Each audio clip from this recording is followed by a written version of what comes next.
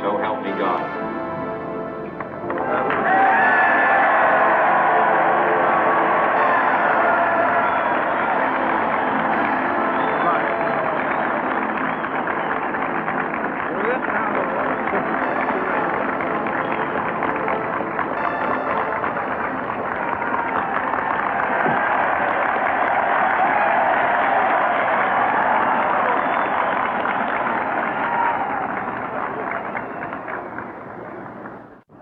Vice President Johnson, Mr. Speaker, Mr. Chief Justice, President Eisenhower, Vice President Nixon, President Truman, Reverend clergy, fellow citizens.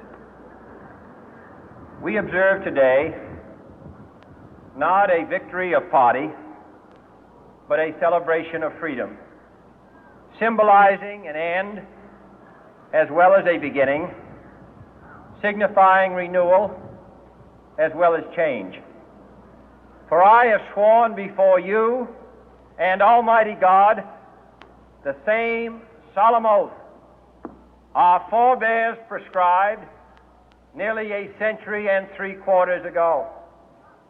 The world is very different now, for man holds in his mortal hands the power to abolish all forms of human poverty and all forms of human life.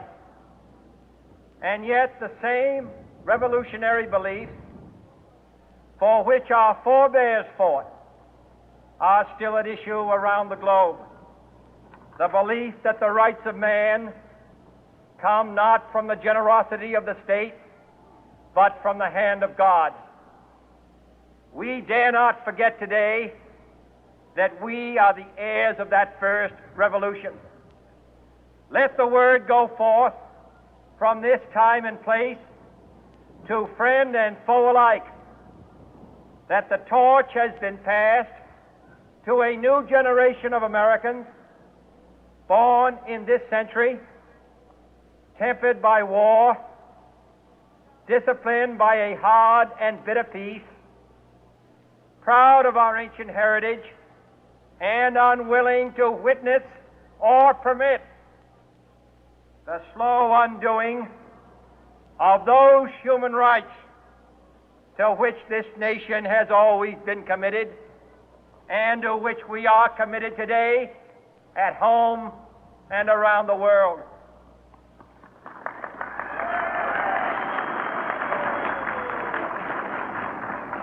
Let every nation know, whether it wishes us well or ill, that we shall pay any price, bear any burden, meet any hardship, support any friend, oppose any foe to assure the survival and the success of liberty.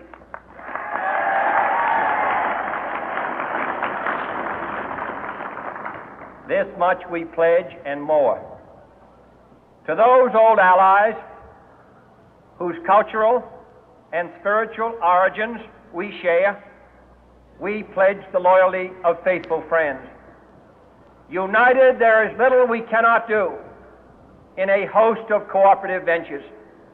Divided, there is little we can do, for we dare not meet a powerful challenge at odds and split asunder.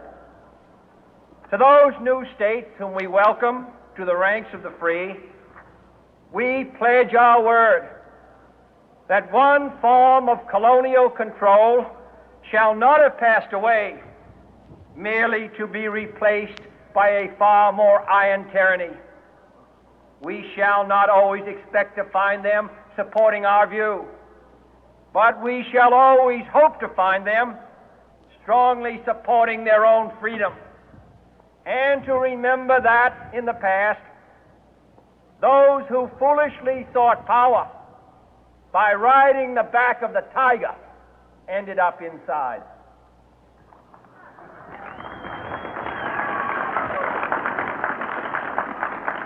To those people in the huts and villages of half the globe struggling to break the bonds of mass misery, we pledge our best efforts to help them help themselves for whatever period is required, not because the communists may be doing it, not because we seek their votes, but because it is right. If a free society cannot help the many who are poor, it cannot save the few who are rich.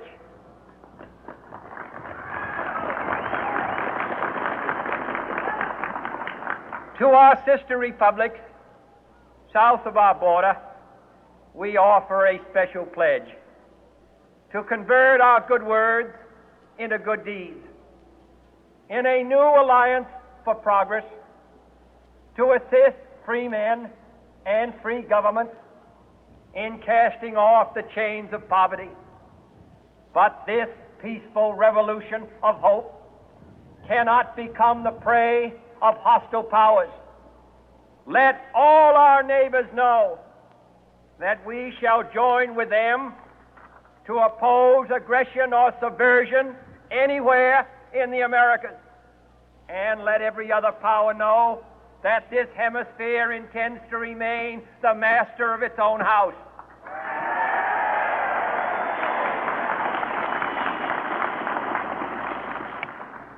To that World Assembly of Sovereign States, the United Nations, our last best hope, in an age where the instruments of war have far outpaced the instruments of peace, we renew our pledge of support to prevent it from becoming merely a forum for invective, to strengthen its shield of the new and the weak, and to enlarge the area in which its writ may run.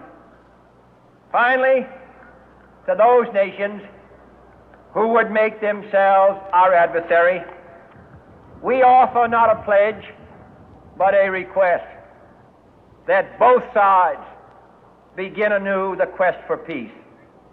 Before the dark powers of destruction, unleashed by science, engulf all humanity in planned or accidental self-destruction, we dare not tempt them with weakness, for only when our arms are sufficient beyond doubt can we be certain beyond doubt that they will never be employed. But neither can two great and powerful groups of nations take comfort from our present course, both sides overburdened by the cost of modern weapons, both rightly alarmed by the steady spread of the deadly atom, yet both racing to alter that uncertain balance of terror that stays the hand of mankind's final war. So let us begin anew, remembering on both sides that civility is not a sign of weakness, and sincerity is always subject to proof. Let us never negotiate out of fear, but let us never fear to negotiate.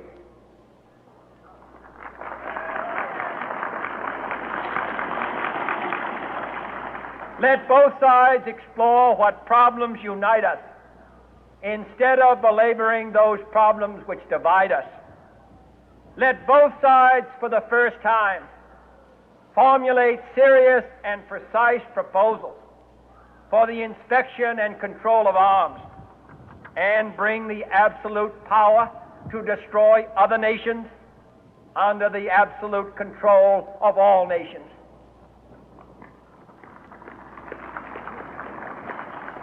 Let both sides seek to invoke the wonders of science instead of its terrors.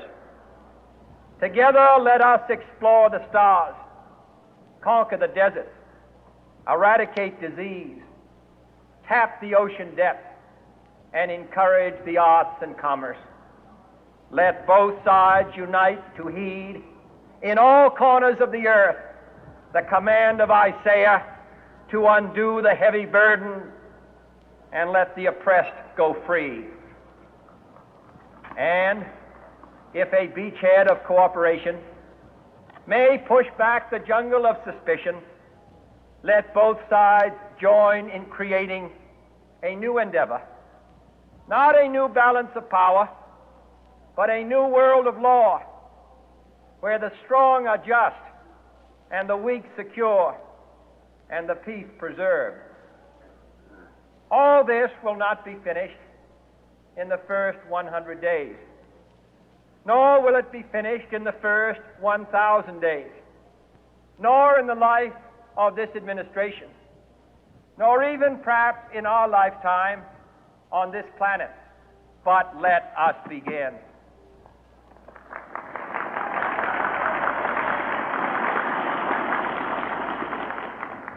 In your hands, my fellow citizens, more than mine, will rest the final success or failure of our course. Since this country was founded, each generation of Americans has been summoned to give testimony to its national loyalty. The graves of young Americans who answered the call to service surround the globe. Now the trumpet summons us again, not as a call to bear arms, though arms we need, not as a call to battle, though in battle we are, but a call to bear the burden of a long twilight struggle, year in and year out, rejoicing in hope, patient in tribulation, a struggle against the common enemies of man, tyranny, poverty, disease, and war itself. Can we forge against these enemies a grand and global alliance, north and south, east and west, that can assure a more fruitful life for all mankind? Will you join in that historic effort?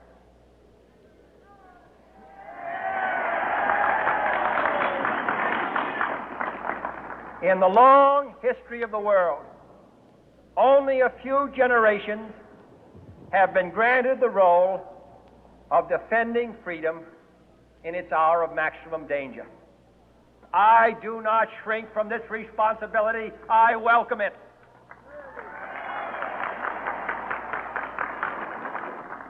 I do not believe that any of us would exchange places with any other people or any other generation.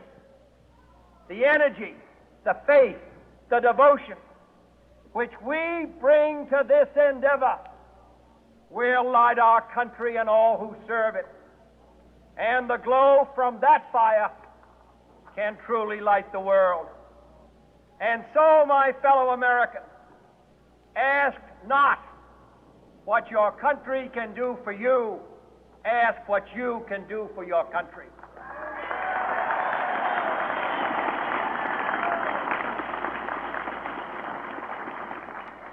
My fellow citizens of the world, ask not what America will do for you, but what together we can do for the freedom of man.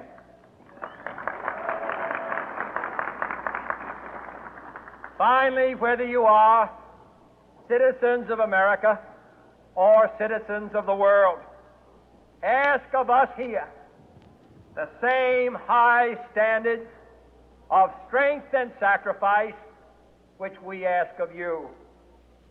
With a good conscience, our only sure reward, with history the final judge of our deeds, let us go forth to lead the land we love, asking His blessing and His help, but knowing that here on earth God's work must truly be our own.